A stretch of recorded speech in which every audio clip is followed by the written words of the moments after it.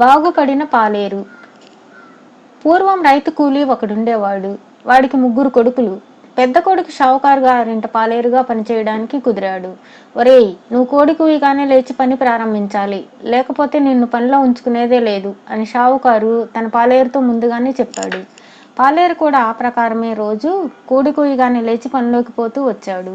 3 రోజులు గడిచాక 4వ రోజు వాడు కోడి కొతకు లేవలేదు. ఆ రోజే షావుకారు తన పాలేరును పని మానిపించి చిల్లిగవ్వ కూడా ఇవ్వకుండా పంపేశాడు.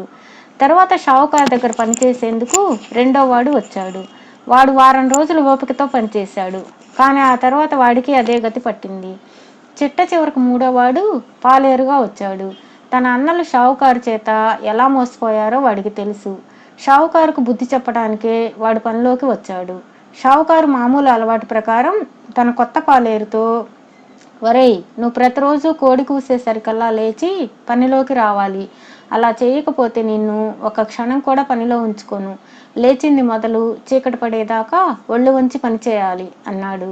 దానికేం భాగ్యమయ్యా అన్నాడు కొత్త పాలేరు. అయితే నీ జీతం మాట చెప్పు అన్నాడు షావుకారు. నాకేమంత ఆశ లేదులండి. ఏడాది పని చేసినాక మిమ్మల్ని ఒక గుద్దు గుద్దుతాను, యజమానురాలికి ఒక గిచ్చు గిచ్చుతాను అంతే అన్నాడు పాలేరు. వీడు వట్టి పిచ్చిమండా కొడుకల్లే ఉన్నాడు అని షావుకారు పాలేరును చూసి తనలో తాను నవ్వుకొని వాడు అడిగిన దానికి సమ్మతించాడు. ఆ రోజల్లా పనిచేసి పొద్దుకోకగానే సావిట్లో పడుకోవడానికి పోతూ పాలేరు కోడి పుంజును పట్టుకొని దాని తలరెక్క కిందికి వంచి కట్టి తన మానాన్ని తాను నిద్రపోయాడు. బళ్ళున తెల్లవారినా కోడి కూయలేదు. పాలేరు లేచి యజమాని దగ్గరకు వెళ్ళి, జాము పొద్దెక్కిన కూయిదేమిటి మాయదారి కోడి, నాకింత బువ్వ పెట్టించండి, నేను పనిలోకి పోవాలి అన్నాడు. కోడి ఎందుకు కూయలేదో షావుకారుకు అర్థం కాలేదు. ఒరేయ్, మనం బస్తీకి పోదాం పదా అన్నాడు.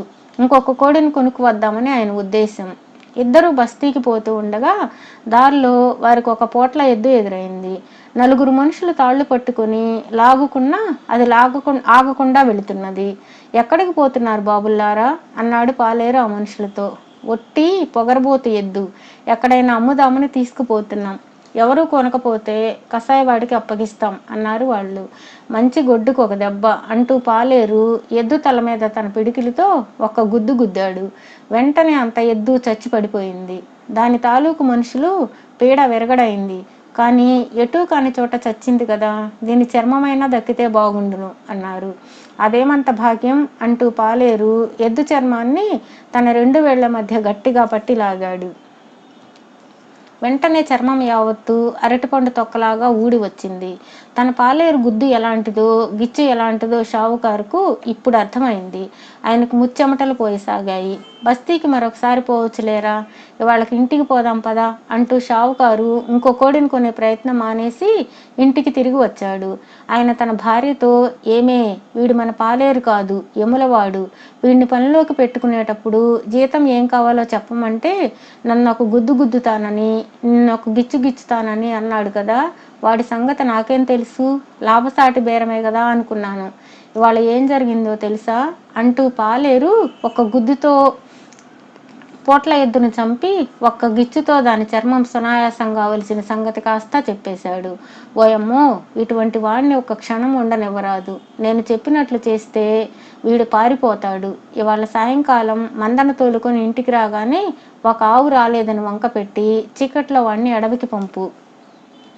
అక్కడ వాడిని ఏ క్రూర మృగమో పొట్టను పెట్టేసుకుంటుంది. లేకపోతే ఈ రాక్షసుడితో మనం వేగలేం అన్నది షావుకారి భార్య. దుర్మార్గములో ఆవిడ తన మొగుడికి ఏమాత్రమూ తీసుకోదు. షావుకారుకి ఈ సలహా బాగా నచ్చింది. సూర్యాస్తమయం వేళ పాలేరు ఆవులను ఇంటికి తోలుకు రాగానే ఆయన వాడితో, అన్ని ఆవులు ఇల్లు చేరినట్టేనా, ఒక ఆవు తక్కువగా కనిపిస్తుందే, తోలుకుపోయిన ఆవులు తిరిగి వస్తున్నది లేనిది లెక్క చూసుకోవద్దా అన్నాడు. లెక్క పెట్టానే, అన్నీ సరిగానే ఉన్నాయి కదా అన్నాడు పాలేరు. సరిగా ఉండటం ఏమిటి, ఒక ఆవు అడవిలో దిగబడిపోయింది, వెంటనే వెళ్ళి వెతుక్కునిరా అన్నాడు షావుకారు. తానే పొరబడ్డానేమో అనుకుని పాలేరు చీకట్లో పడి అడవికి వెళ్ళాడు. తిరగగా వాడికి ఒక కొండ గుహ బయట ఒక నల్లని ఆకారం కనిపించింది. నువ్వెక్కడ చచ్చావా, పద ఇంటికి అంటూ పాలేరు ఆ ఆకారాన్ని మెడపట్టుకుని జరజరా ఇంటికి లాక్కుపోయి పశువుల కొట్టంలోకి తోసి తలుపులు మూశాడు. వాడు అడవిలో నుంచి లాక్కు వచ్చినది ఒక ఎలుగుబంటి. అది వాడు గమనించనే లేదు. మర్నాడు ఉదయం షావుకారు పశువుల కొట్టం తలుపు తెరిచి లోపలికి వెళ్ళి చూసేసరికి ఆవులన్నీ చచ్చిపడి ఉన్నాయి. ఒక పెద్ద ఎలుగుబంటి నిశ్చింతగా ఒక మూల పడుకుని గురక పెడుతున్నది. దానిని చూస్తూనే షావుకారు అదిరిపడి బయటకు పారిపోయాడు. తరువాత ఆయన గుండెలు బాదుకుంటూ పాలేరు దగ్గరకు వెళ్ళి, చూసావట్రా, ఎక్కడదో ఎలుగుబంటి మన ఆవుల కొట్టంలోకి వచ్చి ఆవులన్నిటినీ చంపేసింది అన్నాడు ఆయాసపడుతూ. పాలేరు వచ్చి చూసి, నిజమేనండి, నేను రాత్రి అడవి నుంచి తెచ్చి పడేసింది. ఒకవేళ ఈ ఎలుగుబంటినేమో, చీకట్లో నేను పోల్చుకోలేకపోయాను అన్నాడు. గుండె గుబగుబలాడుతూ షావుకారు తన భార్య దగ్గరకు వెళ్ళి జరిగిందంతా చెప్పాడు. అంతా విని ఆ ఇల్లాలు, వీడిని పిశాచాలు పీక్కు తినా, మనకెక్కడ దాపురించాడో వీడు అన్నది. పిశాచాలంటే జ్ఞాపకం వచ్చింది. వీడిని వదిలించుకోవాలంటే వీడిని పిశాచాలకు అప్పగించాలి అంటూ షావుకారు పాలేరు దగ్గరకు వచ్చి, ఒరేయ్, ఉత్తరాన మన పొలం అవతల పిశాచాల మడుగున్నది తెలుసు కదా, అందులో ఉంటున్న పిశాచాలు మనకు చాలా అద్దె బాకీ ఉన్నాయి, వెంటనే వెళ్ళి వసూలు చేసుకునిరా అన్నాడు. అవి మనకంత బాకీ ఉన్నాయండి అని అడిగాడు పాలేరు. ఇచ్చినంత పట్టుకురారా, వాటితో మనకు బేరాలేమిటి అన్నాడు షావుకారు. సరేనని పాలేరు ఒక మోపు జనపనార తీసుకుని పిశాచాల మడుగు వద్దకు వెళ్ళి కూర్చొని తాడుతో పేనుతూ ఉన్నాడు. కొంతసేపటికి ఒక పిశాచం నీటిలో నుంచి తల పైకి పెట్టి పాలేరును చూసి, ఏం చేస్తున్నావన్నా అని అడిగింది. కనబడ్డం లేదు, తాడు పేనుతున్నాను అన్నాడు పాలేరు. దేనికి అన్నది పిశాచం. దేనికా, మీ పిశాచాలన్నిటినీ కట్టి పట్టుకుపోవడానికి అన్నాడు పాలేరు. మేమేం తప్పు చేశామని అన్నది పిశాచం భయంగా. తప్పు కాదు, మీరు మా యజమానికి అద్దె సరిగా కట్టడం లేదటగా అన్నాడు పాలేరు కోపంగా. కొంచెం ఉండు, మా దొరతో మాట్లాడి ఇప్పుడే తిరిగి వస్తాను అని పిశాచం నీటిలో మునిగింది.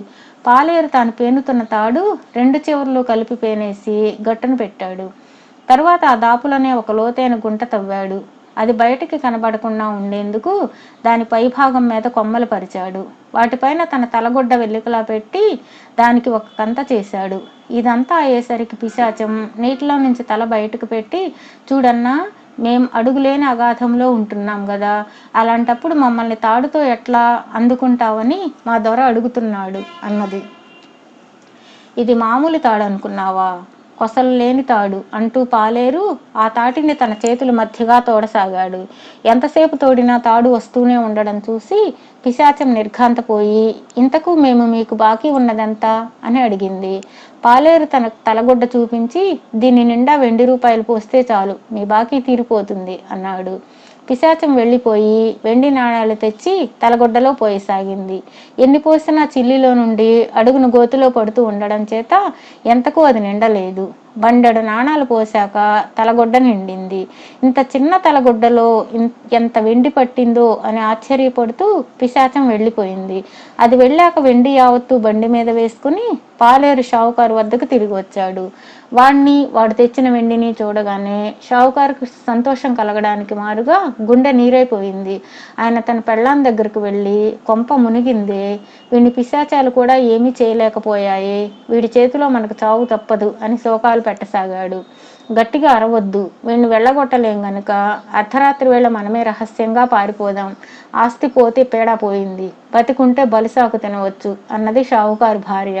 ఆ రాత్రి ఆ భార్యాభర్తలు పాలేరు నిద్రపోతున్న సమయంలో తమ ఇల్లు వాకిలి విడిచి పారిపోయారు. వాళ్ళ ఆస్తి యావత్తు పాలేరు పరం అయింది. వాడు తన తండ్రిని అన్నలను తన ఇంటికి పిలిపించుకొని పిశాచాలు ఇచ్చిన వెండితో మరికొంత పొలం కొనుక్కొని సుఖంగా కాలక్షేపం చేశాడు.